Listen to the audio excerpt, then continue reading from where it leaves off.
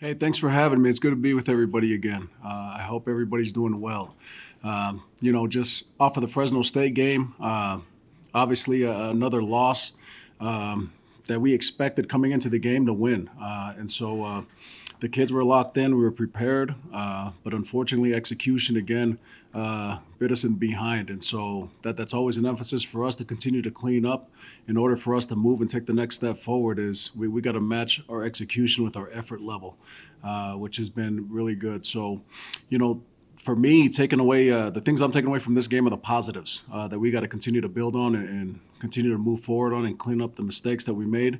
But there was some positives. One of the goals going into the game offensively was establish the run game, which would probably allow us to be able to open up the pass game and take shots. And I thought we did a good job at doing that, establishing the run game. I think we averaged a little over 100 yards before that in all the other games, and we were close to 200 going into this game. And then on the flip side of that, defensively, I know our number one goal was to stop number 20 in the run game, and this was probably the least amount of rush yards that the defense gave up this year, which is, we would like that to continue to be lower. But when it comes to an elite running back, I felt like they did a good job stopping the run for the most part. Takeaways we've struggled with defensively. We had two in very crucial moments with them driving into the red zone. But again, on the flip side of that, with one of our offensive goals going into the game was take care of the football, not knowing what the weather was going to look like.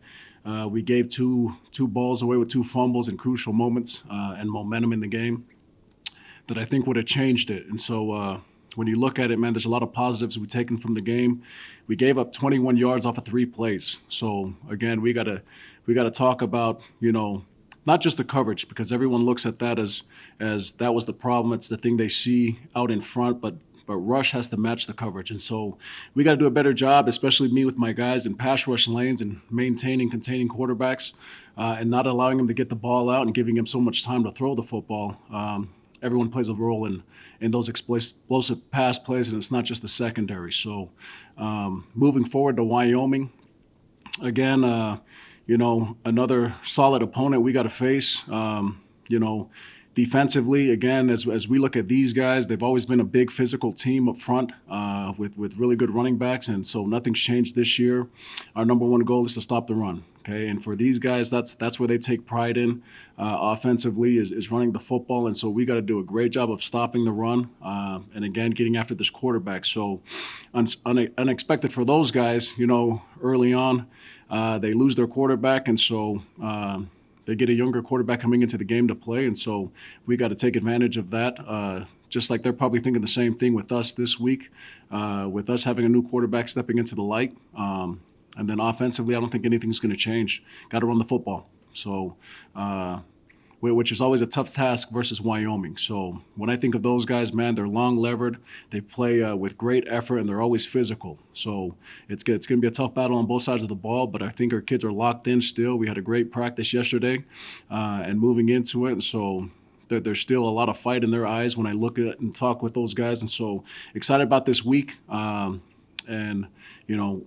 preparation is going to be simple. There's a lot of carryover from last week. Really just trying to focus on the good stuff that we were able to build on top of and trying to get better and clean things up as we move forward here. So any questions?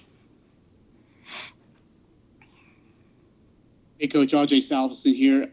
Who's your starting quarterback for Thursday night? Cooper Lega.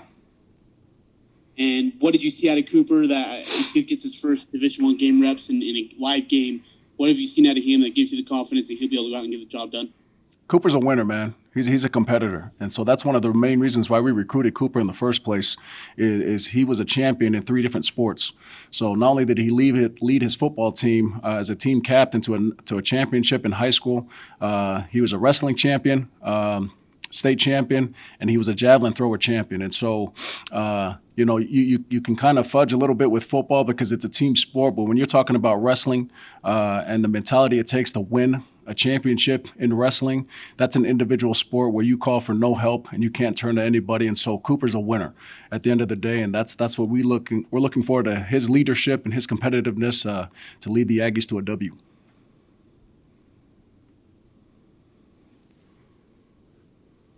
Coach Andrews, this is Julie Jag from the Salt Lake Tribune. Andrew Peasley was unavailable last week. Is he going to be available this week? And can you expand on that a little bit? He will not. He will not. He tested positive last week, so he will not play in this game. Frank, Al Lewis here. Do you change with your coaching staff? I mean, or did the coaching staff, some of those guys get back for this game, or do you change in how you prepared last week? You felt like you said after the game you thought you did a good job there. Do you make any changes that way? Not this week. Not this week. So we're status quo with the staff. Again, the game plan is really carrying forward what we did positively last week, the strengths, what are we really good at, and continue to build on that and try to keep the game plan simple and allow the kids to play ball. Hey, Coach, Ryan Miller from KSL.com. You mentioned Andrew tested positive. We know what's going on at Utah with all their COVID tests. How are you guys handling the COVID crisis right now? One day at a time. So one day at a time. When I wake up in the mornings after a test, I'm looking for test results and waiting for a trainer to tell me who can still play ball. And it's kind of the new normal right now, unfortunately. But, man, the kids have been relentless and resilient through this process. And so I don't see anything change. Coach Miley, Jason Turner from the Herald Journal. I noticed that Troy Lethich Jr. wasn't available for Saturday's game against Fresno. What's his status going forward? Is this a potential season-ending injury type deal? Yes, sir. He has surgery this week, and so he's out for the season.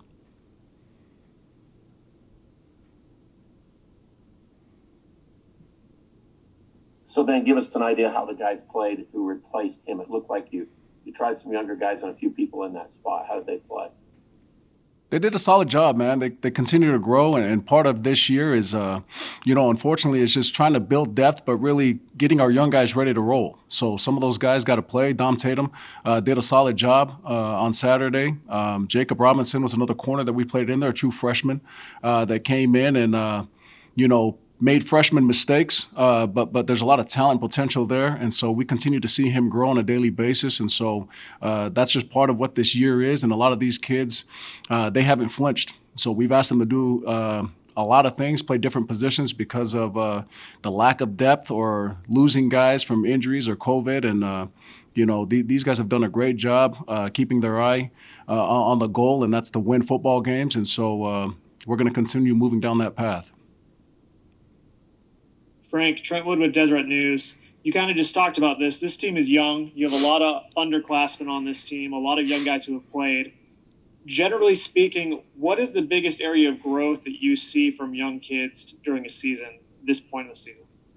I think it's the mental side of the game, just understanding football, their responsibilities, trusting their technique individually within the scheme. And so, obviously physically it's a little bit harder in the season. A lot of teams are trying to maintain and grow slowly through that process, but it's really the mental side of football that we see the most growth, which is the biggest part for us during the season is that they understand ball and their responsibilities. And sometimes we got to simplify that for coaches in their mind. And a lot of kids learn differently. And so we got to try to attack all the ways of learning for these kids. And whatever way they can learn is the best way for them to learn. We got to teach in that way.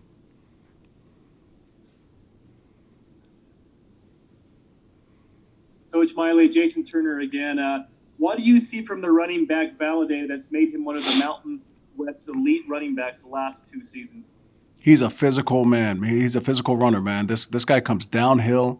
He loves running the ball physically. He's got a big O-line in front of him that assists in that process. And so I love watching him play, man. He's a physical runner.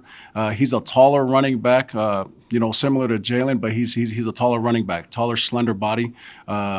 But he runs the football hard, man, and he runs it the way the ball should be ran. Coach Miley, Al again, and speaking of Wyoming, you talked about the running game, but they threw for 320 yards, I think it was, in their last game that they played against Colorado State. So this quarterback's a great big kid, it looks like to me. He's a really big guy.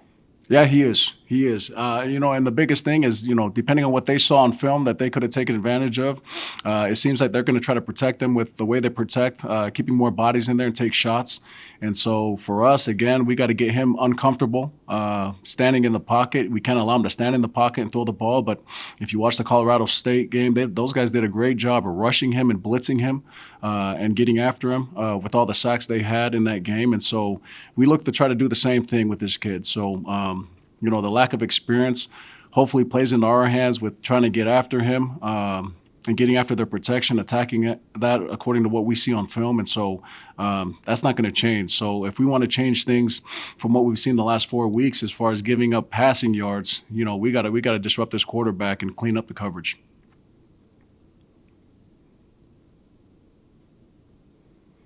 Coach Julie Jack from the Tribune again. So Wyoming is coming off basically having 2 weeks to prepare for you after having Saturday's game canceled, and you're coming off a short week. How much of a difference does that make for you guys? It all depends. You know what I mean? It all depends. To me, it's a mentality deal. So whether it's you have a lot of time or a little bit of time, it's all a mentality deal and how you prepare your kids. And so I can't speak for Wyoming and what that process looks like for them. But for us, the goal is the same. It's to win by any means necessary. And if we got to switch up personnel or simplify things or add more things, you got to do whatever it takes to win football games. So to me, whether you have a lot of time or a little bit of time, it's a mentality deal that the kids have to have, the coaches have to have. And we can't control the ups and downs, and that was an unexpected longer week for them to prepare for us, having to cancel the game. So for us, we can't think about the things we cannot control, and so all we can control is our preparation. And even though we have a short week, we got to do a great job at preparing. Is there any way to spin it as a positive that you have so many young and fresh faces, that there's not as much game film on them, that maybe you could still have a little mystery despite them having that extra time? Absolutely, because we're watching film and trying to gauge who we're going to be going against, and we show up to the game and different guys are showing up. So at the end of the day, we have to emphasize our fundamentals and make it always about us. So if we understand our technique and our fundamentals within our technique and the scheme and where we fit in the run and in the pass, I think that allows you to play whoever shows up to the game. So I think it's a two-way street. Them trying to prepare for us and seeing new faces, new numbers as they're checking us out pregame, and it's the same thing for us. So if you're always counting on somebody to be in the game and you don't see them, and then that changes your mind mentally about what you're about to do with your game plan, I think that's worse than not just preparing your guys fundamentally to be sound and how you ask them to play. Hey, Coach Ajay Salveson. Can you talk about Jalen Warren? I know you guys have tried to establish a run game this season, but how big he's been for you guys so far this season? Yeah, he's a beast. He's a beast, man. I love everything about him. So this guy only knows one speed, and he practices that way. The same way you see him run in the game, he practices that way in practice. So there's no surprise to me when he shows up in the game that he comes downhill, and he's a runaway truck, man, when the ball gets into his hands. So love him. Hey, Frank Al again. Can I take you back when you were a player? The years at Utah State, a lot of those years weren't great winning years. Al, those are some bad memories you're bringing back up, Al. But what I'm saying is you can relate a little bit with what these guys are going through. I mean, you say every week they show up and they play hard, but again, isn't it dang hard to do when you're not getting any kind of positive reinforcement all the time? Yeah, I think the bottom line, Al, is everything comes back to the heart. Wherever your heart is where your focus is going to be. So if I allow my heart to sink every time bad things happen, then I won't be able to function. If I don't function, the team won't function. So just like a parent, man, the thing I learned as a young parent, man, and I got 4 kids now, is kids panic when the parents panic. So if my kid falls off the bike, and I panic and I start, babying him, then he's going to think there's a problem, right? Instead of just a scratch on his leg. So when my kids fall down, I tell them to get back up. They're okay. And then that's the way they behave. So we can't flinch in these moments. And so it starts with me. And then this is the job I signed up for.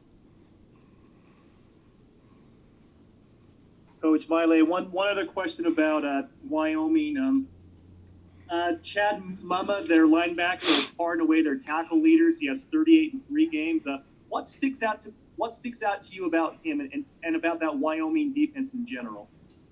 He's just like the rest of them. They lost two NFL backers from last year. And so those two backers inside do a good job, man. They've stepped into some big shoes, but they're just like the rest of their defense, man. They play fast, they play physical. And so I wouldn't expect anything different from this defense. Yeah, the season so far is obviously, for the team perspective, has been ups and downs definitely. But personally, it's been great to really get on the field and gain that experience. You know, it's especially coming all the way from Australia to actually start this new whole sport has been really exciting, personally. And just love doing my job and to help out the team. And hopefully, you know, we can keep pursuing, keep moving forward. And again, hopefully, I really don't want to be on the field as much, but we'll see how we go. I'm ready to take questions if need be. Hey, Steven, this is Isaac with 24/7 Sports. How much different is it being in the actual game kicking?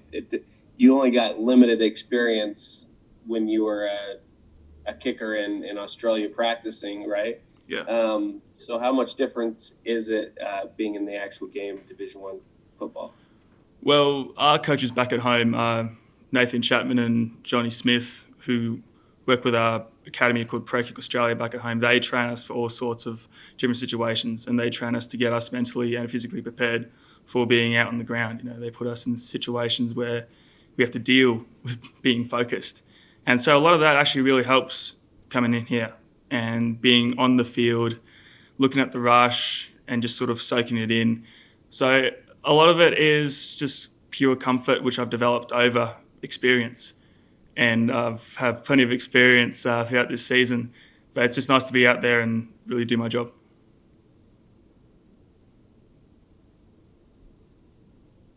Steve and Jason Turner from the Herald Journal.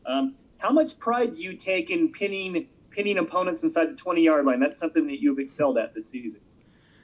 I take plenty of pride of it. It's me doing my part for the team. Hopefully it's pin them inside the 20, pin them deep as I can to help out the defense. The defense do their job, help out the offense, and it's a continuous wheel. So it's just myself, my special teams unit. We're just doing our part, and it's a great feeling, that's for sure.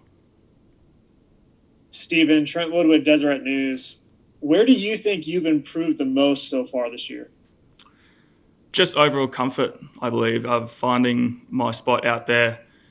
Obviously coming into a whole new environment, it's pretty daunting, but to sort of have that experience now and I can set my foot in and really lock down, and I'm definitely just sort of feeling that extra comfort being out there now. Stephen Al Lewis from KBNU in Logan. When did you decide to do this, or when did you start to pursue being a punter or try to make this happen for you? Well, this started about 2 years ago.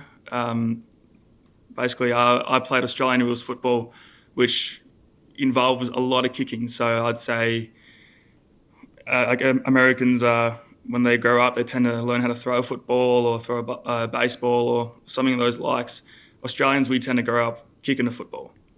So I played Australian rules football throughout my whole life, and then sort of took a bit of time off. And throughout that time, my little brother, who's actually a huge football, like NFL fan, found this academy called Pro Kick Australia that trains ex-Australian football players to punt a football at the collegiate level.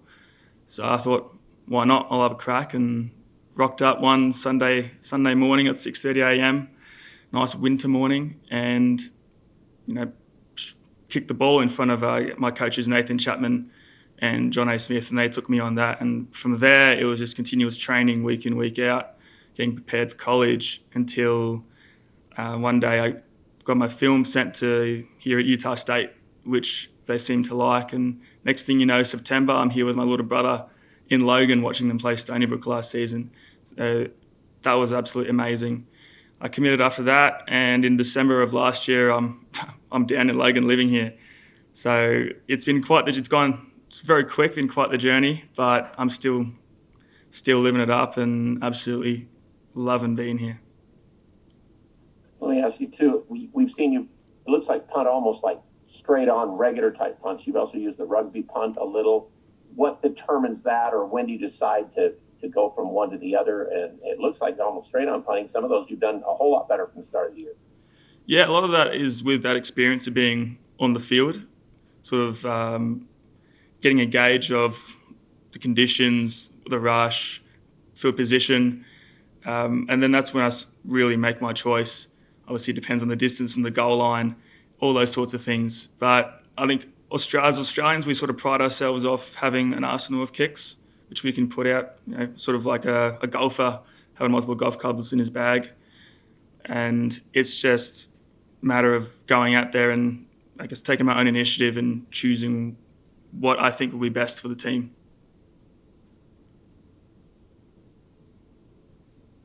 Ajay Salveson here. I heard on a post you were talking about like different types of punts, a watermelon, banana. Can you just detail or describe what the watermelon or banana punt is? Yes, of course. Well, the watermelon was made famous by Johnny Hecker a couple of weeks ago, where I think he did several. He had this sort of the weird drop. In Australia, we call it a banana, as it sort of curves outwards. And the way you hit it is you sort of drop the ball like that, if you can envision the ball, and you hit the back end of it, so it creates a spin, and that spin causes the ball to curve outwards. And that kick is usually aimed for the right boundary, and hopefully the bounce will either roll straight out of bounds or bounce directly up into the gunner who's down there on the goal line. So that's the banana/watermelon punt for you. Okay, thank you. No worries. Stephen, this is Julie Jack from the Salt Lake Tribune. So I had to take you. I'm enjoying all this talking of the different kinds of punts, but can you just talk a little bit about what the morale is like in the locker room right now, and how are the guys feeling about the rest of the season? Well, of course, as you know, it's been a very challenging season. Not really what we thought we would run into, but I know these guys, they're hard nuts. They're going to deal with the adversity coming through, and it's just a matter of keeping going forward. And that's really what the mindset is, just keep going. No matter what, we've dealt with so much stuff so far. Just bring it on. We're just going to keep going, keep moving forward. We've got 4 games to go. We may as well, what we call, have a crack at it, give it 110%. So the guys in the locker room right now, it's just keep going. They're motivated. We want to win games. Just keep going. Last game, I feel like everybody played pretty hard. Offense getting better. We shot ourselves in the foot a couple times, but it's things to learn from and get better at. We work hard every week, trying to get better. Special teams been playing amazing all season. Everybody been making plays on there because Aggies. That's what we thrive as on special teams. We play hard on every team. So I'm talking about the kickoff return specifically. I mean, that's just practice. It take 10 dudes to do their job to get me in the end zone. All them dudes work their tail off to get me in the end zone every time we go in our unit. So, it was a great feeling to get in the end zone with my team, my boys, and see a smile on everybody's face. We work hard for it, and we do this every day. So, I'm glad it finally paid off.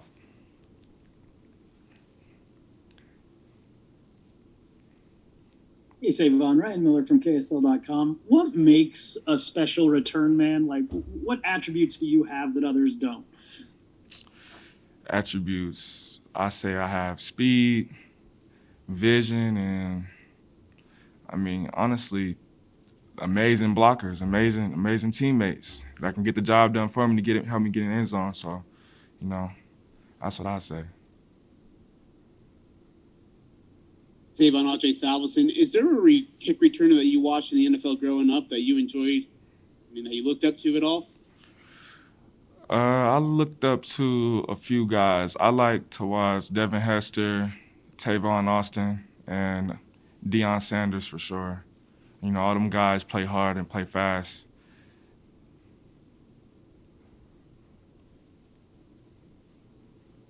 Savon, Jason Turner from the Herald Journal. I wanted to specifically ask you about DHC's block. I saw that on replay. he flattened that league. He flattened that first Fresno State defender. How much easier does it make your job when the hole gets blown open like that?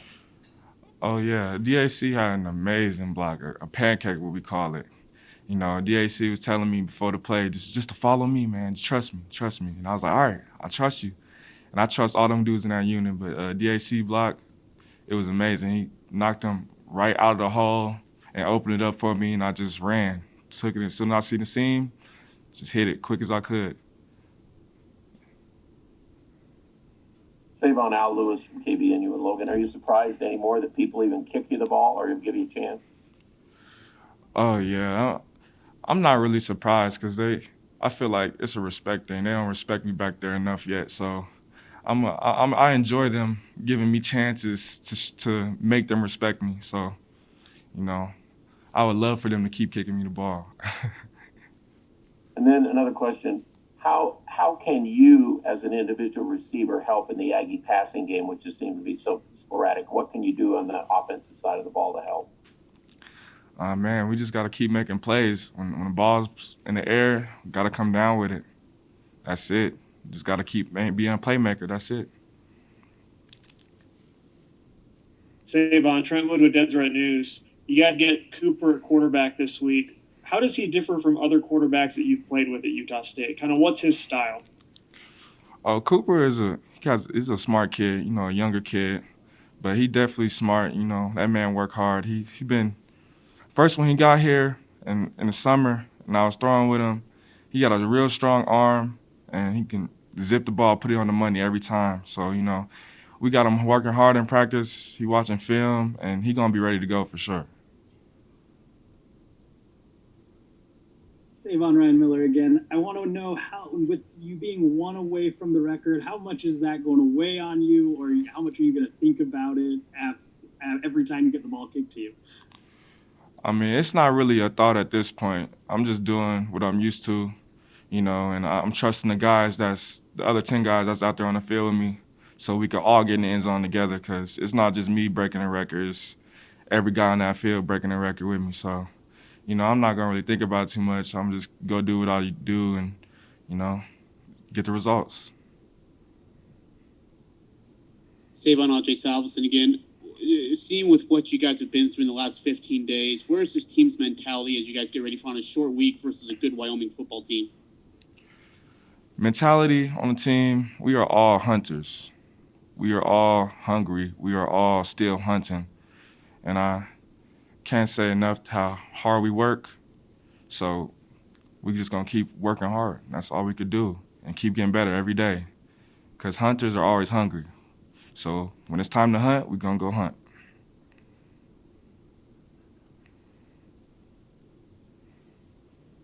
This is Julie Jag from the Salt Lake Tribune.